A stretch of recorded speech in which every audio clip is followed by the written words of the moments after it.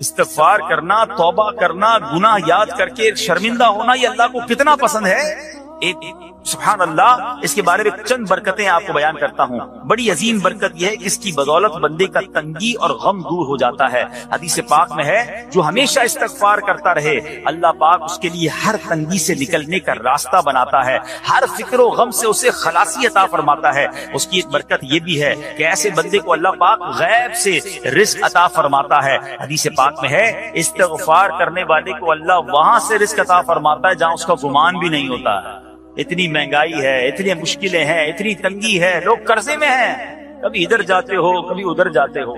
ارے بھائی سب کے پاس جاتے ہو، رب کے پاس کیوں نہیں جاتے؟ استغفار کرنا شروع کر دو، فرمایا ادھر سے روزی دے گا جہاں تمہارا گمان بھی نہیں جائے گا. اس کی برکت سے اللہ پاک دلوں کے زنگ کو دور فرماتا ہے. آئیے پیارے اسلامی بھائیوں، اللہ کو معافی مانگنا، دل سے پکارنا کتنا پسند ہے. میں آپ کو ایک بہت ہی خوبصورت واقعہ بتاتا ہوں، اور یہ واقعہ ہے حضرت موسیٰ علیہ نبینا علیہ السلام کا. اللہ پاک نے حضرت موسیٰ علیہ نبینا علیہ السلام نے ایک بار اپنی مناجات میں عرض کیا یا اللہ یا رب. اللہ پاک کی طرف سے جواب آیا لبیک یا موسیٰ. آپ نے عرض کی یا اللہ تو میرا مالک ہے، تو تو خالق ہے، میں تو تیرا بندہ ہوں. ارشاد ہوا مجھے یہ پسند ہے کہ جب مجھے کوئی میرا بندہ یا رب پکارے تو میں اسے لبیک کہہ کر جواب. اللہ فرما رہا ہے حضرت موسیٰ نے عرض کی یا رب کیا یہ ہر مطیع بندے کے لیے ہے؟ کیا ہر نیک آدمی کے لیے ایسا ہے کہ جب تجھے وہ پکارے تو لبیک فرماتا ہے؟ سنو اللہ فرماتا ہے ہاں بلکہ ہر گناہگار بندے کے لیے بھی ہے. حضرت موسیٰ نے عرض کی یا اللہ فرما بردار تو تیری اطاعت کرتا ہے. وہ بات تو سمجھ آ رہی ہے، گناہگار پر یہ کرم کس وجہ سے؟ اے ہائے سنو میرے رب کیسا کریم ہے. فرماتا ہے اے موسیٰ اگر میں بھلائی کرنے والے کو اس کی بھلائی کا بدلہ دوں اور برائی کرنے والے پر اس کی برائی کی وجہ سے احسان نہ کروں تو میرا جود و کرم کہاں جائے گا؟ اللہ فرماتا ہے میرا پھر کرم، میری رحمت کس لیے ہے؟ برائی کرنے والا بھی گناہ کرنے والا بھی مجھے پکارتا ہے، میں اسے بھی لبیک کہہ کر جواب دیتا ہوں. حضرت موسیٰ علیہ نبینا علیہ السلام کو ایک بار وہی نازل ہوئی کہ اے موسیٰ فلاں علاقے میں جاؤ، ہمارا ایک نیک بندہ اس کا انتقال ہو گیا ہے، جا کے اس کو غسل دو، اس کو کفن دو اور اس کا جنازہ. حضرت موسیٰ وہاں پہنچ گئے اور جب وہاں جا کر آپ نے لوگوں سے کہا کہ مجھے فلاں بندے کے پاس لے جاؤ جس کا انتقال ہوا ہے، مجھے غسل دینا ہے، کفن پڑھنا ہے، جنازہ پڑھنا ہے. لوگوں نے کہا حضرت یہ تو زمانے کا گناہگار بڑا بےہودہ بڑا بدکار شخص تھا، آپ کو رب کا حکم تھا، آپ نے غسل بھی دیا، کفن بھی پہنایا، جنازہ بھی پڑھا، پھر رب کی بارگاہ میں عرض کی مولا بندے تو یہ کہہ رہے ہیں یہ تو بہت برا آدمی تھا، تو نے مجھے بھیجا اور فرمایا تیرا پیارا بندہ، میں نے جنازہ بھی پڑھ دیا، غسل اور کفن بھی دیا. پھر آپ سوچیں کہ کسی کا جنازہ حضرت موسیٰ پڑھ دیں تو اس کی تو بخشش کا تو کوئی مسئلہ ہی کوئی نہیں نا، وہ تو اللہ کے نبی جس کا جنازہ پڑھے غسل دے تو یا اللہ تو نے ایسا انتظام فرما دیا. رب کریم کی طرف سے پتہ ہے کیا جواب آتا ہے؟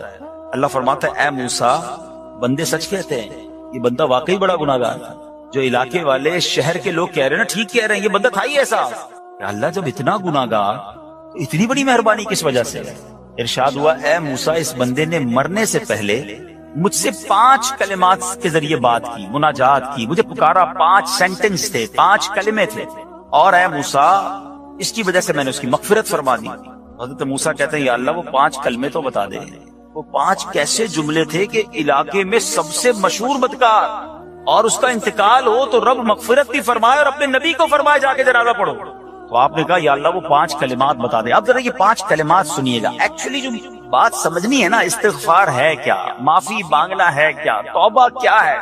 اللہ فرماتا نا کہ ہم نے سنا کہ جو بندہ اللہ سے استغفار کرتا ہے اللہ اسے دیکھ کر مسکراتا ہے. اس کی وجہ یہ کہ بندہ رب کی بارگاہ میں اپنے آپ کو سرنڈر کرتا ہے، اپنے گناہ یاد کرتا ہے، اپنی کم مائگی کا اظہار کرتا ہے. وہ کہتے ہیں الندم التوبہ، شرمندگی توبہ.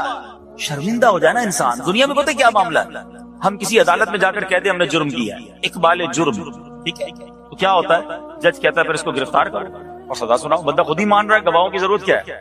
دنیا کی عدالت میں اقبال جرم پر سزا ملتی ہے. میرے رب کی رحمت کی عدالت دیکھو، بندہ وہاں جا کر اقبال جرم کر لے، شرمندہ ہو جائے، معافی مانگ لے، اللہ اس کے سارے گناہ معاف فرما دے. یہ فرق ہے دنیا والوں میں اور رب کی عدالت میں. سبحان اللہ. وہ حضرت موسیٰ کہتے ہیں یا اللہ وہ 5 کلمے بتا، اور بتائے گئے تو وہ 5 کلمے سنیے گا ذرا. وہ بندہ کہتا ہے مرنے سے پہلے اے رب تو جانتا ہے میں نیکوں سے محبت کرتا ہوں اگرچہ خود نیک نہیں ہوں. یا رب تو جانتا ہے میں فاسقوں سے بغض رکھتا ہوں اگرچہ میں خود فاسق ہوں. سمجھ رہے ہیں بات؟ اللہ نیکوں سے پیار کرتا ہوں، مجھے پتا ہے میں خود نیک نہیں ہوں، میں گناہگاروں سے نفرت کرتا ہوں، حالانکہ میں خود بھی گناہگار ہوں، کہیں بھی اپنی بڑائی نہیں ہے، میں گناہگار، میں بدکار، مگر اللہ میں پیار کرتا ہوں نیک لوگوں سے۔ تیسرا جملہ کیا تھا؟ یا رب اگر مجھے معلوم ہو جائے کہ میرے جنت میں داخل ہونے سے تیری ملکیت میں کوئی کمی آ جائے گی، اے اللہ میں تجھ سے پھر جنت کا سوال کرنا چھوڑ دوں، مجھے یہ پتا ہے یا اللہ تو نے مجھے جنت میں داخل کیا نا، تیری جنت میں کوئی کمی نہیں آئے گی، بہت بڑی ہے، اب مجھے داخل بھی کرنے سے تیرا کچھ نہیں جائے گا، اگر کچھ جاتا ہوتا تو یا اللہ میں جنت تیرے سے مانگنا چھوڑ دیتا۔ چوتھا جملہ کیا ہے؟ اے رب اگر مجھے معلوم ہو جائے کہ مجھے جہنم میں داخل کرنے سے تیری ملکیت میں اضافہ ہو جائے گا تو میں پھر جہنم سے پناہ نہیں مانگوں، یعنی اگر تو تیرے ملک میں تیری شان میں اضافہ ہو رہا ہے مجھے جہنم میں ڈالنے سے، پھر تو میں نہیں کہوں گا تجھے کہ جہنم سے نکال، اگر مجھے پتا ہے تو پہلے ہی مالک ہے، تو پہلے ہی خالق ہے، سب کچھ تیرا ہے، مجھے جہنم میں ڈالنے سے تیری کوئی ملکیت میں اضافہ نہیں ہونا۔ اور آخری بات کیا کہتا ہے؟ یا رب اگر تو مجھ پر رحم نہ کرے گا تو پھر کون کرے گا؟ اللہ فرماتا ہے اے موسیٰ میں نے اس پر رحم کیا، یہ میرے کرم کے لائق تھا، میرے کرم کے لائق نہیں تھا کہ میں اسے ناکام لوٹا دیتا، جب اس نے یہ کلمات کہے تو میں نے اسے درگزر فرمایا، اس کی مغفرت فرما دی اور میں ہی بخشنے والا مہربان۔ تو اے میرے پیارے اسلامی بھائیوں، آج وہ کام سیکھ کے جانا ہے، سمجھ کے جانا ہے، جس کو جو بندہ کرتا ہے تو رب کی رحمت گویا مسکراتی ہے، وہ یہ ہے کہ اللہ سے معافی مانگتے رہیں، استغفار کرتے رہیں، اللہ کو راضی کرنے کی کوشش کرتے رہیں، اپنے گناہوں پر ندامت رکھیں، کہ جو معافی مانگتا ہے نا اللہ اسے بہت پسند فرماتا ہے۔ حدیث پاک میں آتا ہے التائب من الذنب کمن لا ذنب له، گناہوں سے توبہ کرنے والا ایسا ہے جیسا اس نے گناہ کیا ہی نہیں ہے۔ اچھا اب ایک اور بہت پیارا عمل جس کو دیکھ کر اللہ مسکراتا ہے، وہی میں نے تفسیر بتائی کہ اللہ کی رحمت راضی ہو جاتی ہے اور اللہ کی رحمت برستی ہے، رب راضی ہو جاتا ہے۔ نبی پاک علیہ الصلوۃ والسلام نے فرمایا 3 بندے ہیں اللہ پاک انہیں دیکھ کر مسکراتا اور کیا ہوتا ہے؟ فرمایا اور بہت خوش ہوتا ہے۔ اب وہ 3 بندے کون سے ہیں؟ چیک کرنے ہم ان میں ہیں کہ نہیں۔ فرمایا نمبر 1 وہ بندہ جو رات کو اٹھے، بستر چھوڑے، اچھی طرح وضو کرے، پھر نماز پڑھنے کھڑا ہو جائے، اسے دیکھ کر اللہ پاک فرشتوں سے فرماتا ہے اے فرشتوں بتاؤ میرے بندے کو نیکی پر کس نے اکسایا ہے؟ فرشتے عرض کرتے ہیں مولا تو بہتر جانتا ہے۔ اللہ پاک فرماتا ہے ہاں میں جانتا ہوں مگر تم مجھے بتاؤ۔ فرشتے عرض کرتے ہیں اے مالک کریم تو نے اسے ایک چیز یعنی جہنم کا خوف دیا ہے، یہ اس سے ڈرتا ہے۔ اے اللہ تو نے ان کو ایک چیز جنت کی امید دلائی ہے، یہ اس کی امید رکھتا ہے۔ اے اللہ یہی خوف اور امید ہے جس نے اسے رات کی نیند قربان کر کے تیرے حضور کھڑے ہونے پر ابھارا ہے۔ اب اللہ پاک فرماتا ہے اے فرشتوں گواہ ہو جاؤ، یہ جس چیز سے ڈرتا ہے یعنی جہنم سے ڈرتا ہے، میں نے اپنے اس بندے کو اس سے امن بخشا، اور جس کی امید رکھتا ہے یعنی جنت کی، میں نے جنت اس پر واجب کر دی۔ رات اٹھ کر جب دنیا سوئی ہو بندہ اٹھ کر تہجد کی نماز ادا کرے، اللہ کی بارگاہ میں آنسو بہائے، اللہ فرشتوں کے سامنے گویا فخر فرماتا۔ دوسرے نمبر پر سنو، فرمایا دوسرا وہ شخص جو حق و باطل کی لڑائی میں شریک ہوا، ثابت قدم رہا، یہاں تک کہ شہید ہو گیا، یا اللہ پاک نے اسے فتح عطا فرمائی، اللہ اس بندے کو دیکھ کر بھی مسکراتا ہے۔ جہاد کرنے والے مجاہدین یا تو شہید ہو جائیں یا غازی ہو کر لوٹے اللہ کی رضا کے لیے، اللہ کی رحمت ان پر بھی چھما چھم برستی ہے۔ اور تیسرے نمبر پر فرمایا تیسرا وہ بندہ جو رات کو سفر کرتا ہے، یہاں تک کہ رات کے آخری حصے میں جب کہیں ٹھہرتا ہے تو اس کے ساتھ والے سو جاتے ہیں مگر وہ کھڑا ہو کر نماز پڑھنے لگتا ہے، اس بندے کو دیکھ کر بھی اللہ پاک مسکراتا ہے۔ اجتماعی عبادت کے بڑے فائدے ہیں، اجتماع میں آنا، محفل میں آنا، دعا میں شرکت کرنا بہت اچھی بات، مگر اپنی عادت ایسے بھی بنائیں کہ کچھ عبادتیں ایسی کریں کہ میں جانوں اور رب جانے۔ یہ جو رات اٹھ کر دعا کا لطف ہے، رات اٹھ کر جو نماز پڑھنے کا لطف ہے نا، جب ساری دنیا سو رہی ہے اور بندہ اپنے رب کی بارگاہ میں حاضر ہے۔ علماء کہتے ہیں دن کے نوافل کے مقابلے میں رات کے نوافل افضل ہیں، کیونکہ رات سکون ہوتا ہے، رات رقت قلبی ملتی ہے، سبحان اللہ، رحمت الہی چھما چھم برستی ہے۔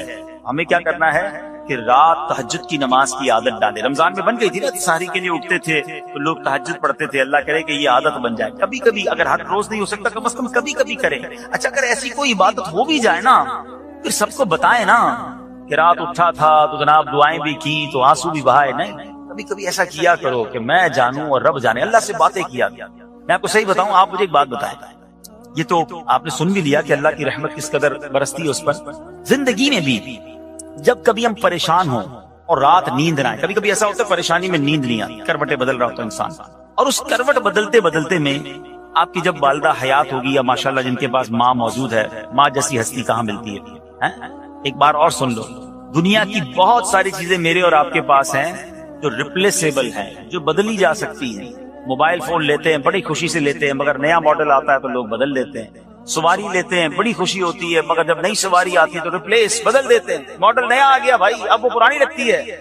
مگر یاد رکھو، ماں باپ چلے جائیں نا، اس کے بعد ماں باپ دوبارہ نہیں بنتے. ان کا کوئی نیا ورژن یا نیا ماڈل نہیں ہے تو ان کی قدر کر لو، ان کی دعائیں لے لو.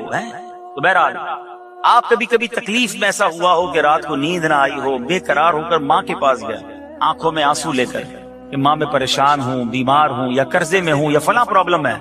ماں نے کیا کیا تھا؟ کروٹ بدل کر سو گئی تھی کہ بیٹا تو جان تیرا کام جانے، یا ماں خود بھی بیدار ہو گئی، سینے لگایا اور دعا کرنا شروع کر دی. بھائی ہم روئے تو ماں بھی روئی.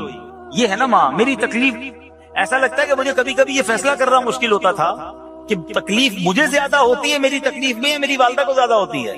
بیمار میں ہوں، تکلیف اسے ہے، یہ رشتہ کہاں ملتا ہے؟ مگر مجھے ایک بات بتاؤ، جب میری تکلیف پر رات نیند چھوڑ کر، بستر چھوڑ کر میں ماں کے پاس گیا، ماں نے سینے لگایا، تو اگر میں اپنا بستر چھوڑ کر آنکھوں میں آنسو لیے میری ماں سے مجھے کہیں زیادہ پیار کرنے والے رب کی بارگاہ میں چلا گیا، تو اس کی رحمت کیا مجھے مایوس کر دی؟ میری ماں کے دل میں جو ممتا ہے نا، وہ بھی میرے رب نے ڈالی ہے. تو رب کی رحمت کتنی ہوگی. تو کبھی کبھی اللہ کی بارگاہ میں رات کے اس پہر حاضر ہوا، جو پرابلم ہے آپ کی، جو مشکل ہے آپ کی، آپ یقین کریں، آپ اللہ کی بارگاہ میں تہجد کے وقت رات کے آخری پہر آنسو بہائیں، دعائیں کریں، نوافل پڑھیں، پھر دیکھیے آپ کے دل کو تسلی کیسے ہوتی ہے. آپ کا ایمان تازہ ہو جائے گا، اور آپ نے دیکھا کہ ایسے وقت عبادت کرنے والوں سے رب کتنا راضی ہوتا ہے. اللہ کرے یہ بات ہمیں سمجھ آ جائے. اسی طرح عظیم صحابی حضرت عبداللہ ابن مسعود رضی اللہ عنہ سے روایت ہے، پیارے آقا مکی مدنی مصطفیٰ صلی اللہ تعالی علیہ وسلم نے فرمایا، ایک بندہ رات کو اٹھتا ہے، اچھی طرح وضو کرتا ہے، پھر اللہ پاک کی حمد کرتا ہے، اس کی بزرگی بولتا ہے، اپنے نبی علیہ الصلوۃ والسلام پر درود پڑھتا ہے، قرآن کھول کر پڑھنا شروع کر دیتا ہے. یہ وہ بندہ ہے جسے دیکھ کر اللہ پاک مسکراتا ہے اور فرماتا ہے، دیکھو میرا بندہ عبادت کر رہا ہے جبکہ اسے میرے سوا کوئی نہیں دیکھ رہا. اللہ، یہ کاش ہمیں عادت مل جائے کہ ہم اکیلے میں عبادت کریں، انفرادی عبادت کریں، میں جانوں میرا رب جانے. کبھی تلاوت کریں، کبھی درود پڑھیں، کبھی دعائیں کریں، کبھی آنسو بہائیں. سبحان اللہ، اس کا مزہ ہی اور ہے. ہاں، کبھی ایسا ہونا چاہیے. ہم محفل میں عشق رسول کے عالم میں رو بھی پڑتے ہیں، مدینے کی یاد ہو، نعت شروع ہو تو ہماری آنکھوں میں آنسو آ جاتے ہیں، یہ بھی اچھی بات ہے. مگر کبھی کبھی رات ایسی بھی ہونی چاہیے کہ دل میں ہو یاد تیری گوشئے تنہائی، دل میں ہو یاد تیری گوشئے تنہائی ہو، پھر تو خلوت میں عجب انجمن آرائی. کبھی زندگی میں ایسی راتیں بھی آنی چاہیے. وہ ہے نا، جاگ اٹھا اشکوں کا مقدر، عشق نبی میں روتے روتے کیسی گزری رات نہ پوچھو. کبھی کبھی ایسی رات بھی گزرنی چاہیے کہ آقا کی یاد میں آنسو بہ رہے ہوں، مدینے کی یاد میں، گھر والوں کو بھی پتہ نہ چلے. ہلکی ہلکی آواز میں کبھی نعت شریف لگا لیا کریں، کبھی مناجات لگا لیا کریں. ہم پتہ نہیں کیا دیکھتے دیکھتے سوتے ہیں. کاش انہی تصورات میں آنکھیں بند ہوں کہ میں سو جاؤں یا مصطفیٰ کہتے کہتے، میں سو جاؤں یا مصطفیٰ کہتے کہتے، کھلے آنکھ صلی علی کہتے. جو مدینے کے تصور میں سوتے نا، پھر خواب میں زیارت بھی کر لیتے. خواب کا ایک فنامنا یہ بھی ہے، آپ جس چیز کے بارے میں سوچتے ہوئے سوتے ہیں نا، عموماً. درود پاک کی فضیلت ہم سنیں گے. سرکار دو عالم صلی اللہ تعالی علیہ وسلم نے فرمایا، تم جہاں بھی ہو مجھ پر درود پڑھو کہ تمہارا درود مجھ تک پہنچتا ہے. صلو علی الحبیب صلی اللہ تعالی علی محمد صلی اللہ علیہ وسلم. آج قرآن پاک کی کون سی آیت ہم نے سننی ہے؟ آج آیت نمبر ہے 108، پارہ نمبر 1 اور سورہ بقرہ. بسم اللہ الرحمن الرحیم. ام تریدون ان تسألوا رسولکم کما سئل موسیٰ من قبل ومن يتبدل الكفر بالایمان فقد ضل سواء السبیل. آسان ترجمہ قرآن کنز العرفان. کیا تم یہ چاہتے ہو کہ تم اپنے رسول سے ویسے ہی سوال کرو جیسے اس سے پہلے موسیٰ سے کیے گئے، اور جو ایمان کے بدلے کفر اختیار کرے تو وہ سیدھے راستے سے بھٹک گیا. اب یہ آیت کے جو پچھلا بیک گراؤنڈ ہے ذرا وہ سمجھیے گا کہ ایک روایت یہ ہے کہ بعض غیر مسلموں نے نبی پاک علیہ السلام سے کہا کہ اے محمد صلی اللہ علیہ وسلم، ایسی کتاب لائیے جو آسمان سے ہم پر اترے، ہم اسے پڑھا کریں، پھر ہمارے لیے نہریں جاری کر دیجئے، ہم آپ پر ایمان لے آئیں گے. یعنی کنڈیشنز ہیں، ایمان لائیں گے لیکن آپ ہم پر جو ہے ایسی کتاب لائیں جو آسمان سے ہم پر اترے، اور پھر ہم اسے پڑھیں، ہمارے لیے نہریں جاری کریں. علامہ ابن ابی حاتم رحمۃ اللہ تعالیٰ نے روایت ذکر کی کہ کچھ غیر مسلموں نے کہا کہ اگر اللہ پاک خود تشریف لے آئے، ہم اسے آنکھوں سے دیکھ لیں پھر کلمہ پڑھیں گے. تیسری کنڈیشن کچھ لوگوں نے لگائی کہ اے محمد علیہ الصلوۃ والسلام ہمارے لیے صفا پہاڑ کو سونے کا بنا دیں. یعنی ایمان لانے کی بھی ان کی کنڈیشنز تھیں اور اپنی مرضی کی کنڈیشنز تھیں، اور بڑا عجیب سٹائل تھا. قرآن آ گیا ہے، نبی پاک معجزات دکھا رہے ہیں، اللہ کا پیغام دے رہے ہیں، مگر ان کی اپنے انداز ہے کنڈیشنز کا. تو اب سورہ بنی اسرائیل پارہ نمبر 15 میں اللہ نے کیا ارشاد فرمایا؟ وَقَالُوا لَن نُؤْمِنَ لَكَ حَتَّى تَفْجُرَ لَنَا مِنَ الْأَرْضِ يَنبُوعًا، اور انہوں نے کہا ہم تم پر ہرگز ایمان نہ لائیں گے یہاں تک کہ تم ہمارے لیے زمین سے کوئی چشمہ بہا دو. او تکون لک جنۃ من نخیل وعنب فتفجر الانہار خلالها تفجیرا، یہ تمہارے لیے کھجوروں اور انگوروں کا کوئی باغ ہو، پھر تم ان کے درمیان خوب نہریں جاری کر دو. یعنی الگ الگ کنڈیشنز تھیں. پھر آگے فرمایا یا تم ہم پر آسمان ٹکڑے ٹکڑے کر کے گرا دو، یا اللہ اور فرشتوں کو ہمارے سامنے لے آؤ. او یکون لک بیت من زخرف او ترقی فی السماء، یا تمہارے لیے کوئی سونے کا گھر ہو یا تم آسمان پر چڑھ جاؤ. اب وَلَن نُؤْمِنَ لِرُقِيِّكَ حَتَّى تُنَزِّلَ عَلَيْنَا كِتَابًا نَقْرَؤُهُ، پھر بھی ہرگز ایمان نہ لائیں گے جب تک ہم پر کوئی ایک کتاب نہ اتارو جو ہم پڑھیں. عجیب عجیب کنڈیشنز تھیں. حضرت موسیٰ سے بھی اسی طرح کے سوال تھے، اور سرکار دو عالم علیہ السلام کے دور میں بھی کفار نے ویسی کنڈیشنز کرنا شروع کر دیں. تو اے میرے پیارے اسلامی بھائیوں، ذرا سمجھیے گا اس آیت کو. اس آیت سے ہمارے لیے ایک بہت زبردست میسج ہے. دوبارہ آیت شروع میں جو پڑھی تھی پڑھتا ہوں. ام تريدون ان تسألوا رسولكم كما سئل موسى من قبل، کیا تم یہ چاہتے ہو کہ تم اپنے رسول سے ویسے ہی سوال کرو جیسے اس سے پہلے موسیٰ سے کیے گئے تھے؟ اے لوگوں، نبی پاک علیہ الصلوۃ والسلام تمہاری ہدایت کے لیے تشریف لائے ہیں، کیا تم ان سے ویسے ہی سوال کرو گے جیسے حضرت موسیٰ سے ان کی قوم نے کیے تھے؟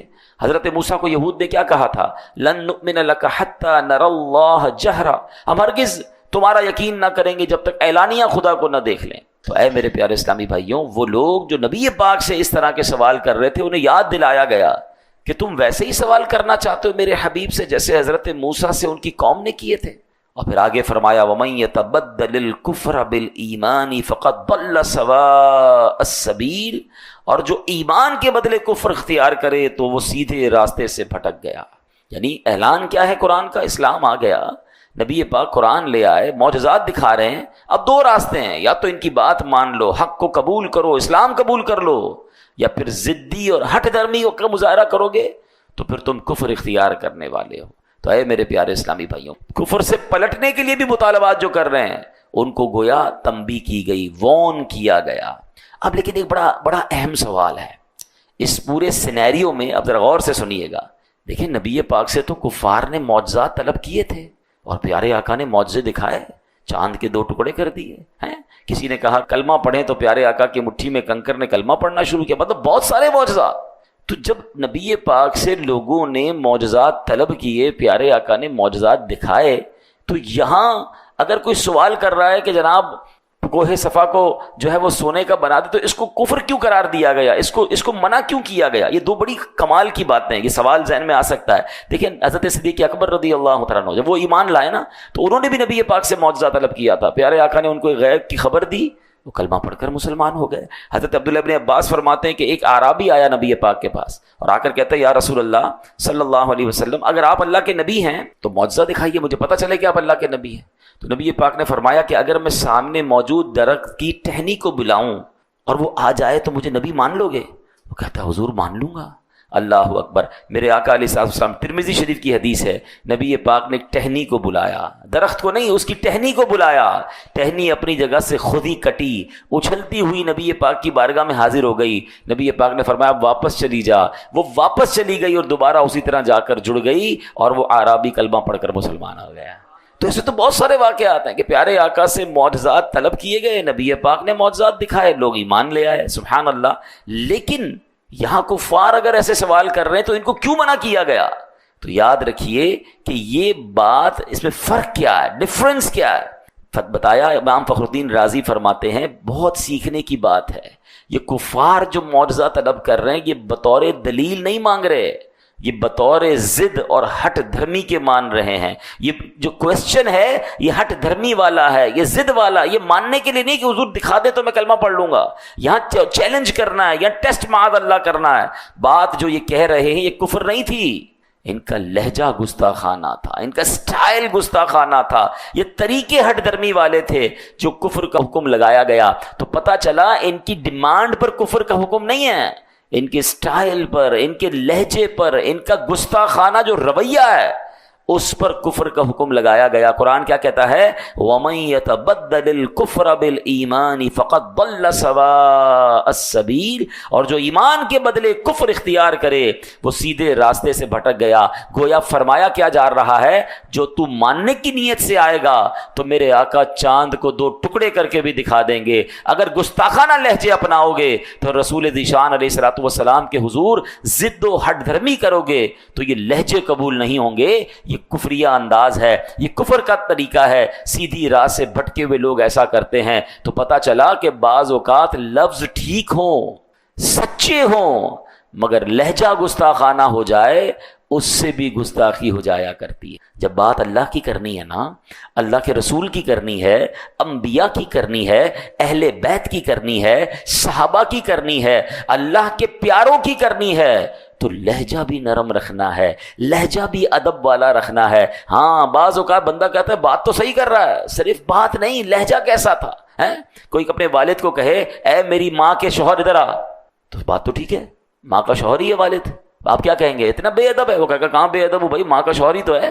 نہیں, والد صاحب کہیں گے, ابو جان کہیں گے. اچھا یہ باتیں والد کے لیے سمجھ آ رہی ہیں, سب کو سمجھ آ رہی ہیں, تو جو ساری کائنات کے آقا ہیں, اللہ کے حبیب ہیں, ان کی بارگاہ میں بات کا انداز کیا ہوگا, ان کی آل کے بارے میں کیا انداز ہوگا, ان کے صحابہ کے بارے میں غور کرنے والی بات. تو یہ قرآن ہمیں گویا ادب سکھا رہا ہے کہ میرے محبوب سے ایسے سوال نہ کرو, ایسے سوال کرنے والے, یہ انداز اختیار کرنے والے تو کفریہ انداز ہے. قرآن گویا سبحان اللہ ہمیں کیا خوبصورت ادب کی تعلیم دے رہا ہے. اب ذرا اس کو سمجھیے گا. اللہ کے بہت بڑے عظیم نبی ہیں حضرت موسیٰ علیہ السلام. حضرت موسیٰ کی بڑی شان ہے. قرآن میں سب سے زیادہ ذکر اگر کسی نبی کا ہے نا تو وہ حضرت موسیٰ علیہ السلام, اولو العزم رسولوں میں سے آتے ہیں. آپ نے اللہ سے ایک بار بڑی پیارے انداز میں ریکویسٹ کی, اے رب مجھے اپنا جلوہ دکھا دے تاکہ تیرا دیدار کر لوں. تمنا کیا ہے؟ اللہ کو دیکھنا ہے. ارشاد کیا ہوا؟ لن ترانی, تو مجھے ہرگز نہ دیکھ سکے گا. مگر پھر بھی اپنی ایک تجلی دکھائی رب نے, کوہ طور پر اپنی تجلی نازل کی. ٹھیک ہے, ریکویسٹ ہوئی, کچھ نہ کچھ عطا کیا گیا. ایسا ہی ایک مطالبہ کیا تھا حضرت موسیٰ کی قوم نے, قرآن اس کا بھی ذکر کرتا ہے. یا موسیٰ لن نؤمن لک حتی نری اللہ جہرا, اے موسیٰ ہرگز ہمارا یقین نہ کریں گے جب تک اعلانیہ خدا کو نہ دیکھ لیں. مطالبہ تو یہ بھی یہی تھا, اللہ کو ہی دیکھنا تھا نا, حضرت موسیٰ نے بھی دیکھنا تھا. ادھر تجلی دکھائی جا رہی ہے. یہاں کیا ہوا؟ قرآن جواب دیتا ہے. انداز یہاں ڈیمانڈ کیا تھی؟ اے اللہ تیرا دیدار کرنا ہے, نہیں ہم دیکھیں گے تو ایمان لائیں گے ورنہ ایمان ہی نہیں لائیں گے. اسٹائل چینج ہے نا, انداز چینج ہے, چیلنجنگ ہے, گستاخانہ ہے. کیا ان کو بھی جلوہ دکھایا گیا کہ انہیں بھی تجلی دکھائی گئی؟ قرآن کہتا ہے ان کا کیا حال ہوا؟ فَأَخَذَتْكُمُ الصَّاعِقَةُ وَأَنْتُمْ تَنظُرُونَ, تو تمہارے دیکھتے ہی دیکھتے تمہیں کڑک نے پکڑ لیا, یعنی ان پر عذاب نازل کیا, ان پر ایسا عذاب نازل کیا کہ ان کو تباہ کر دیا. مطالبہ دیدار کا تھا مگر عذاب آیا. بات سمجھ آ رہی ہے؟ انداز گستاخانہ تھا, انداز چیلنجنگ تھا, انداز کچھ اور تھا. بات بعض اوقات ٹھیک کرتے کرتے لوگ انداز گستاخانہ اختیار کر لیتے ہیں. یہ تبدیلی لانی ہے ہمیں. جب بھی اس طرح کی بات کرنی ہے اللہ رسول اور اللہ کے پیاروں کی, ادب کے ساتھ. اور ادب یاد رکھیے گا یہ ادب والوں کی طرف سے ملتا ہے. آپ با ادب لوگوں کے ساتھ رہیں گے نا تو پھر با ادب آپ بنیں گے. آپ بیٹھتے ہی ان کے ساتھ ہیں جو جارحانہ گفتگو کرتے ہیں, بے ادبی والی بات کرتے ہیں. آپ چیک کریں کہ آپ نے بیان بھی اس کا سننا ہے, آپ نے بیٹھنا بھی اس کی صحبت میں ہے کہ جب وہ اللہ کا نام لیتا ہے تو اس کا انداز کیا ہوتا ہے, جب وہ رسول کریم علیہ الصلوۃ والسلام کا نام لیتا ہے تو اس کا سٹائل کیا ہوتا ہے, ادب والا, پیار والا. صحابہ, اہل بیت, اولیاء کا ذکر ادب کے ساتھ کرتا ہے یا ماد اللہ جارحانہ انداز ہے؟ وہ خود تو ڈوبے گا, ہمیں بھی ڈبا دے گا. ہمیں کیا کرنا ہے اس کے ساتھ؟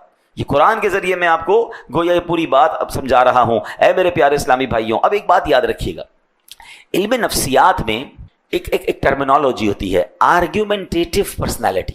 کچھ لوگ ہوتے ہیں جن کا مزاج ہی جو نا جھگڑالو ہوتا ہے، اس کا ہر بات میں اس کا سٹائل ہی جھگڑا والا ہوتا ہے. یہ باقاعدہ ایک پرسنالٹی کی کیٹیگری ہوتی ہے. حق اور سچ بات پر ان کے سامنے جتنے بھی دلائل قائم کر لینا، یہ بس کیڑے ہی نکالتے رہیں گے، کسی صورت ماننا ہی نہیں ہے، بس شرطیں لگاتے رہیں گے. یار بات تو تم ٹھیک کر رہے ہو مگر یہ کر لو نا پھر مانوں گا، یہ کرو گے تو پھر مانوں گا، اچھا اس کو بدل لو پھر مانوں گا، جو آپ لے کر گئے وہ نہیں ماننا. وہ انداز ہی یہ ہوتا ہے.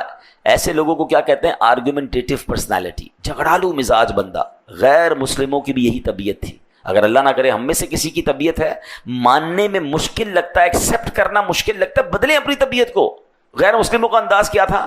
شرطیں لگاتے تھے. قرآن میں اس کا بھی ذکر ہے، ائتی بقرآن غیر ھذا، اس کے علاوہ کوئی اور قرآن لے آؤ. یعنی چلو بات ٹھیک ہے، مان لیتے ہیں آپ بات صحیح کر رہے ہیں، مگر ایسا کرو اس کے علاوہ کوئی اور قرآن لائیں پھر آپ کی بات مانیں. خامخواہ یعنی کوئی ایسی بات کرنی ہے کہ پہلے میری مانو پھر تمہاری مانوں گا. حق نہیں ماننا، سچ نہیں ماننا، آلویز آرگیومنٹ. ایک جگہ کہا او بدل ہو، یہ اسے تبدیل کر دو. قرآن تم لائے ہو نا، اس کو تھوڑا چینج کر دو پھر مانیں گے. معاذ اللہ نبی پاک سے اس طرح کے آرگیومنٹ کیا کرتے تھے. اللہ اکبر، یہ کیسی بدبختی ہے. قرآن آ چکا ہے، دلائل قائم کر دیے، حق واضح ہو گیا، اب مان لو. خواہ بہانے لگانا یہ کہاں کی عقل مندی ہے؟ اے میرے پیارے اسلامی بھائیوں، الٹے پلٹے مطالبے کرتے رہتے. اللہ پاک نے فرمایا ام تريدون ان تسألوا رسولکم کما سئل موسیٰ من قبل، کیا تم یہ چاہتے ہو کہ تم اپنے رسول سے ویسے ہی سوال کرو جیسے پہلے موسیٰ سے کیے گئے؟ تو بار بار یہ اس آیت میں سمجھ کیا آ رہا ہے کہ جیسے نبی پاک فرما رہے مان لو، لبیک کہو، ایکسیپٹ کرو، فالو کرو. یہ میرے حبیب سے کوسچنز مت کرو جیسے حضرت موسیٰ سے کیے تھے. اور یہی اسلام لانے کے بعد میری اور آپ کی ذمہ داری ہے. ہم ایمان والے ہیں. اے میرے پیارے اسلامی بھائیوں، بڑی پیاری بات ہم امیر اہل سنت سے سنتے ہیں، اسی منن والے ہیں، سوچن والے نہیں ہیں. ہاں آج کل کیا پرابلم ہو گئی ہے، آج کل بہت کچھ زیادہ ہی پڑھے لکھے ہو گئے نا، تو اب کہتے ہیں یار یہ قرآن کا حکم کیوں ہے، اللہ نے یہ حکم کیوں نازل کیا، حدیث میں یہ آرڈر کیوں آیا، اس کی لاجک بتائیں. آج لوگ قرآن کے اندر لاجک، اپنے نبی پاک علیہ الصلوۃ والسلام کی طرف سے اگر شریعت کے احکام ملے ہیں اس پر لاجک پوچھ رہے ہیں. ہمارا کام لاجک ڈھونڈنا نہیں ہے، ہمارا کام ماننا ہے. یہ کفار کا طریقہ تھا، یوں کر دو تو مانیں گے، یوں کر دو تو مانیں گے. مجھے کسی نے کہا جناب یار یہ قرآن کے جو احکام ہے اس کی لاجک، میں نے کہا پہلے ایک بات بتائیں، ہم ایمان لائے ہیں، اللہ کو دیکھا ہے ہم میں سے کوئی جس کی اللہ سے ملاقات ہوئی ہے؟ جب بے دیکھے رب کو مان لیا. ہم نے تو جبریل سے ملاقات نہیں کی. ہمارا ایمان یہ ہے کہ جبریل امین قرآن لے کر آئے، ہم نے قرآن ان کو لاتے ہوئے نہیں دیکھا، ہم نے نبی پاک سے بھی ملاقات نہیں کی ہے. ہم مانتے ہیں اللہ ایک ہے، قرآن اللہ کی کتاب ہے، جبریل امین وہ قرآن لائے، اور کس پر نازل ہوا؟ ہمارے آقا پر نازل ہوا، وہ اللہ کے آخری نبی ہیں. ہم نے جنت نہیں دیکھی، ہم جنت پر ایمان لائے. ہم نے دوزخ نہیں دیکھی، ہم جہنم کو مانتے ہیں. ہم نے قیامت دیکھی نہیں، ہمارا ایمان ہے قیامت پر، مرنے کے بعد اٹھایا جائے گا، یہ ہمارا ایمان ہے. ہمیں حساب دینا پڑے گا، یہ ہمارا ایمان ہے. یہ ساری باتیں غیب کی ہیں. جب اتنی بڑی بڑی غیب کی باتیں مان لی تو اب چند احکام پر لاجک کیوں ڈھونڈنے نکلے ہو؟ یہ شیطان کا وار ہے. انسان کو اس بحث میں الجھاتا ہے کہ وہ پریشان ہو جائے کہ یار اللہ نے یہ کیوں فرمایا تھا. کیونکہ جب کسی کا آرڈر نہیں مانے گا تو پھر آگے جا کے اس پرسنالٹی کو بھی نہیں مانے گا. یہ ابتدا ہوتی ہے کہ آپ کو پہلے شریعت کے کچھ احکام میں کنفیوز کرتا ہے شیطان کہ یار یہ عورت کو ایک حصہ کیوں ہے ورثے میں، مرد کو 2 کیوں ملتے ہیں، یہ طلاق کا حق مرد کے پاس کیوں ہے. اب یہ وہ سوالات کریٹ کیے جا رہے ہیں کہ اس کی لاجک کیا ہے. شریعت نے کیوں کہ معاذ اللہ مسلمان کہلانے والے بعض اوقات اسلام کے کچھ احکام کو کہتے ہیں ظلم ہو رہا ہے، یہ مجھے سمجھ نہیں آ رہا. میری اور آپ کی سمجھ کیا ہے؟ پھر اللہ کو کیسے مان لیا؟ اللہ سمجھ آ گیا تمہیں؟ غور کریں. ہم غیب پر ایمان لائے ہیں، ہمیں سمجھ آئے نہ آئے، ہمارا یقین ہے کہ اللہ ایک ہے، وہ وحدہ لا شریک ہے، اس کی کوئی اولاد نہیں ہے، اس کا کوئی شریک نہیں ہے، کسی سے پیدا نہیں ہوا ہے. یہ ایمان کی پختگی ہے نا. جب اتنا کچھ مان لیا تو اب شریعت کے احکام میں یہ کوشچن کرنا، کنڈیشنز لگانا، یہ کفار کا طریقہ، اور پھر اس میں لہجہ بھی گستاخانہ، وہ اور بات جو ہے وہ خطرناک ہو جاتی ہے. اے میرے پیارے اسلام بھائی، اب میں کچھ واقعات آپ کو بتاتا ہوں. دیکھیں ہم سے زیادہ عقل مند صحابہ کرام تھے، ہم سے زیادہ الحمدللہ ویژنری وہ تھے، کیونکہ صحبت کس کی ملی تھی؟ سرکار دو عالم علیہ الصلوۃ والسلام کی. مگر look at the way of اوبیڈینسی، ان کا فرما برداری والا انداز کیسا تھا. یاد رکھیے شراب پہلے حرام نہیں تھی. اسلام کے ابتدائی سالوں میں شراب حلال تھی اور لوگ بڑے شوق سے شراب پیا کرتے تھے. مگر اب اللہ پاک نے شراب کو حرام قرار دیا. اب کیا قرآن میں نازل ہوا؟ یا ایھا الذین آمنوا انما الخمر والمیسر والانصاب والازلام رجس من عمل الشیطان فاجتنبوہ لعلکم تفلحون۔ قرآن کیا کہتا ہے؟ یہ اب آج کے دور کے لوگ بھی ذرا غور سے یہ آیت قرآن کی سمجھ لیں۔ ایمان والوں کو ڈائریکٹ اللہ نے فرمایا ہے، یہ ان آیتوں میں سے آیت ہے جس میں ڈائریکٹلی اللہ نے ہم سے بات کی ہے، ڈائریکٹلی مجھ سے اور آپ سے کیا فرمایا ہے؟ ایمان والو، شراب اور جوا اور بت اور قسمت معلوم کرنے کے تیر ناپاک شیطانی کام ہی ہیں، تو ان سے بچتے رہو